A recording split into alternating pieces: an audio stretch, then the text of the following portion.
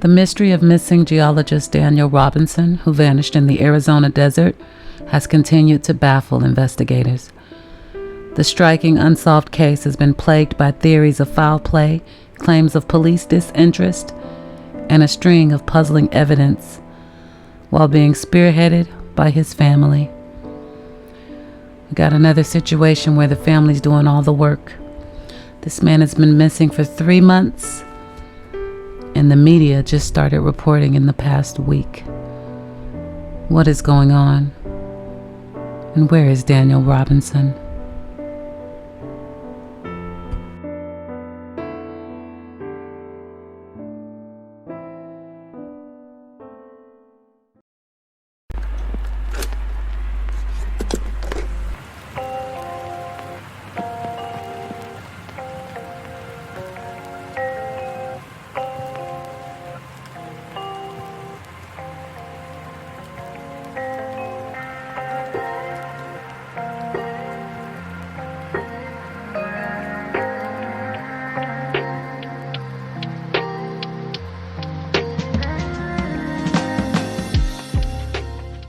It's been 3 months since geologist Daniel Robinson went missing from his work site in a remote part of the desert in Buckeye. And now for the first time, we are finding out what police have learned about the days before and after his disappearance. Here's ABC 15's Courtney Holmes.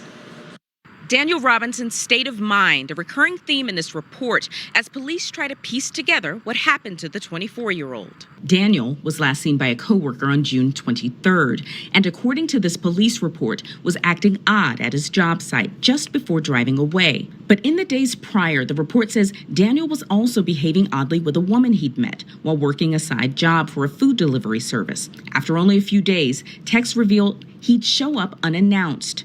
The report says he told family that he was in love with her. It also says photos on his Instagram account appear to have been removed since he'd gone missing. Still no clear answers about what happened. And in an appearance on CNN, his father, David Robinson, says it took police too long to start searching for them in earnest. Once Daniel became missing, and we realized that, I think the quick action wasn't there quick enough, first of all. The report shows the family requested a helicopter search on June 24th. Didn't happen until June 25th. Police didn't actually enter his home until July 6th, almost 2 weeks after he was reported missing. Civil Air Patrol, which conducts searches, wasn't contacted until July 7th. And when his Jeep was located on July 19th, it was by a rancher. Daniel's brother says he believes police are doing what they can to find him now, but had they been quick about it in the beginning, we wouldn't be here 3 months later, still searching for my brother and still looking for answers. Courtney Holmes, ABC 15, Arizona. 24-year-old Daniel Robinson has been missing for 3 months. Daniel was working as a geologist and was last seen leaving a job site in Buckeye, Arizona on June 23rd. He was reported missing that same day. Joining me now is Daniel's father, David Robinson. David, thank you for joining me during this difficult time for your family. Tell us about Daniel, first off, and the kind of person that he is. Thank you for having me.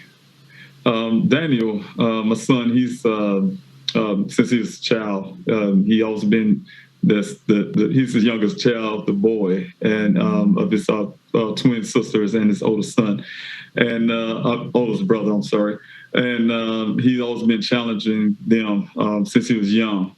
As you know, Daniel was born without a hand. And he didn't let that stop him. He always been that person to want to challenge himself and go farther in everything he do, whether it's academics, whether it's things like teaching himself to play a trombone and the French horn, things like when he got to college, he decided to be a geologist. And when he said he wanted to achieve his goal in that area, he did that. He also is a person that brings people together. He has a lot of friends. In times there's conflict, he's always in the middle to bridge that gap. And, like I say, he's a adventurous guy. He likes to travel and do things. He's very high spirited and a very go-getter. Just like right now, also like bringing together, he's bringing people together now, even though he's not here at this time.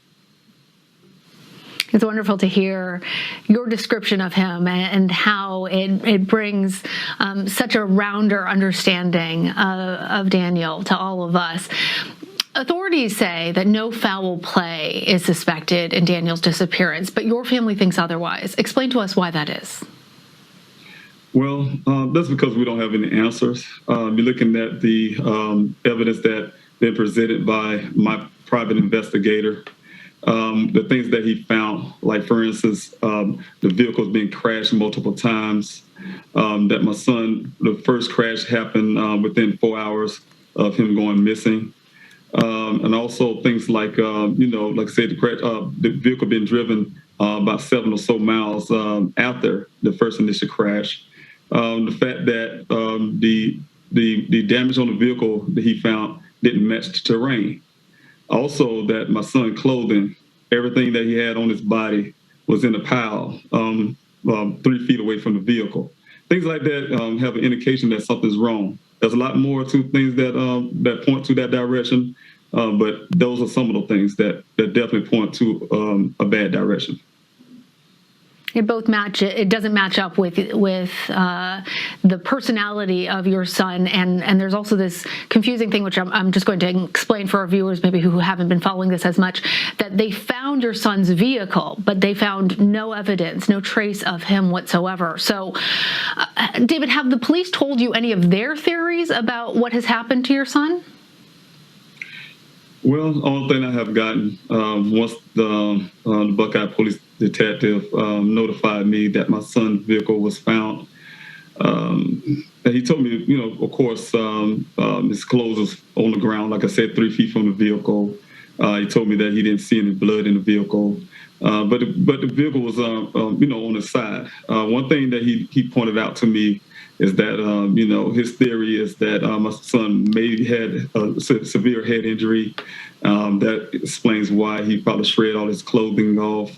He also told me that he also believed that my son walked out in the desert undressed because he wanted to be away from his family and his friends, and he most likely wanted to go join the monastery and become a monk. That's the only theory that I got from anyone in the Buckeye Police Department. Does that match up with anything that you know about your son? No, like I said, his personality is opposite of that. He loves his family. His family love him. We're a very close family. Sometimes, though, Daniel will tell me things he don't tell his siblings, but he tells everything.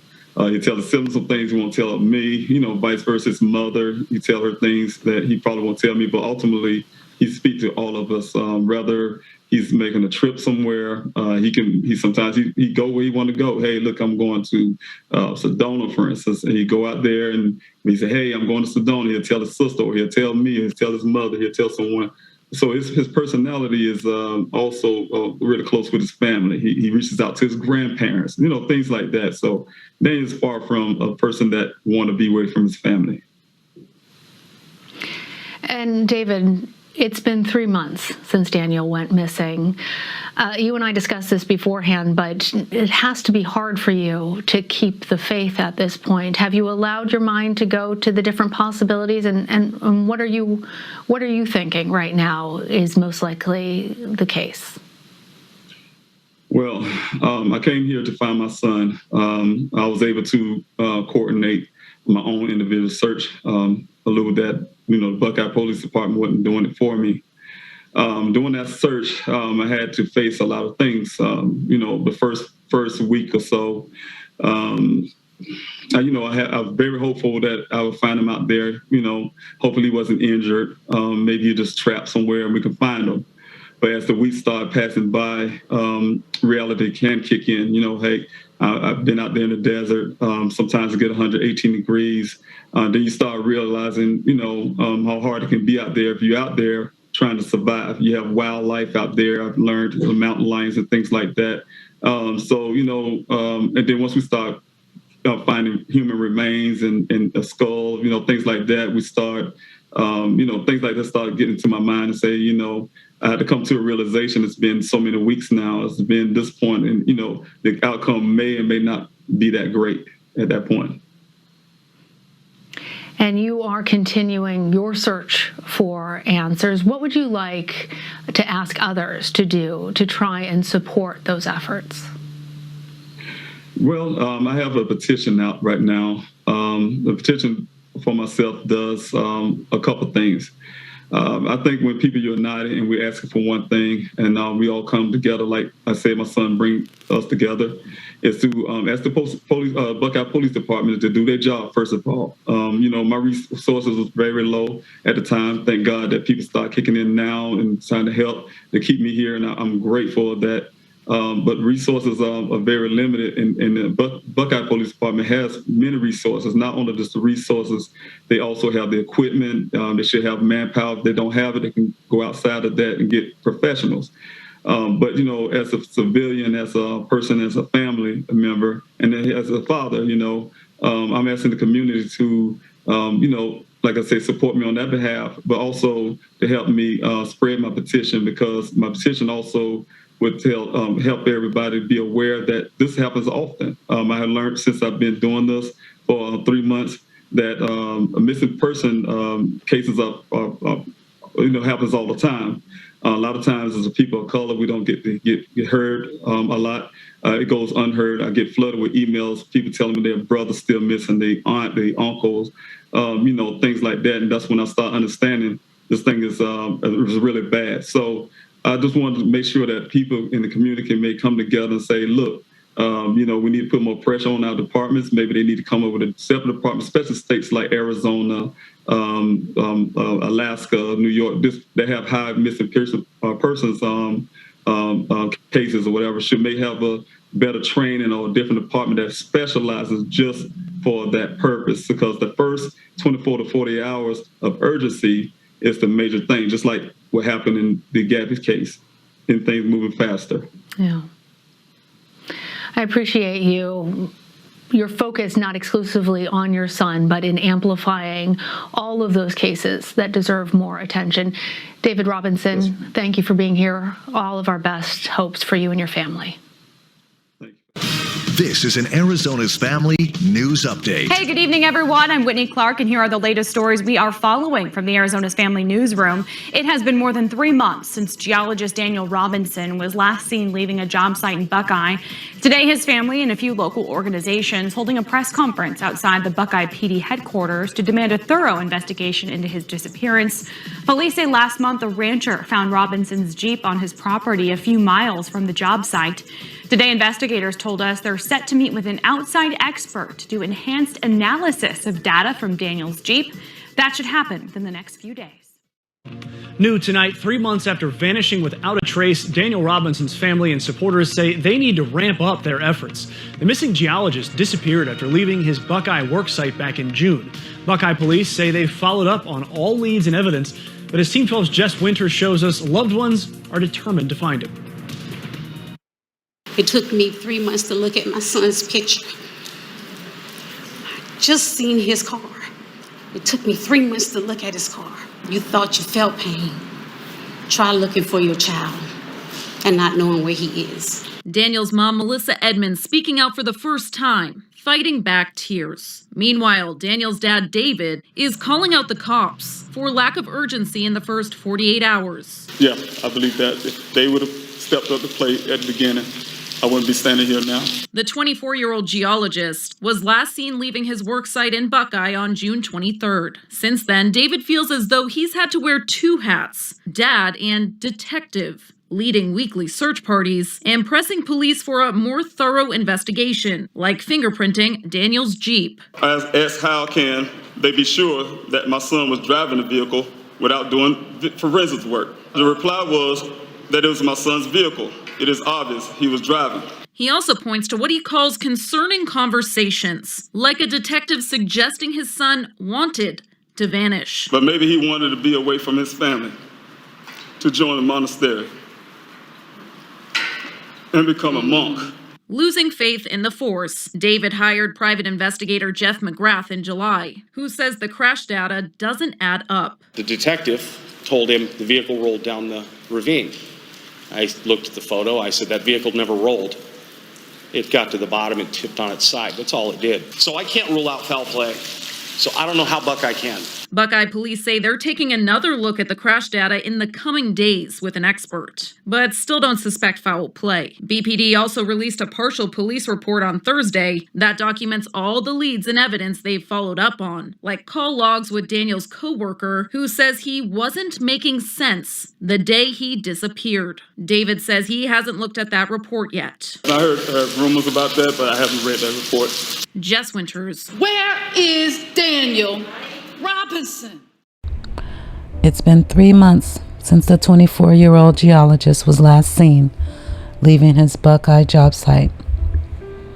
Since then, they found his vehicle overturned, his cell phone, keys, wallet, and clothing all in the car.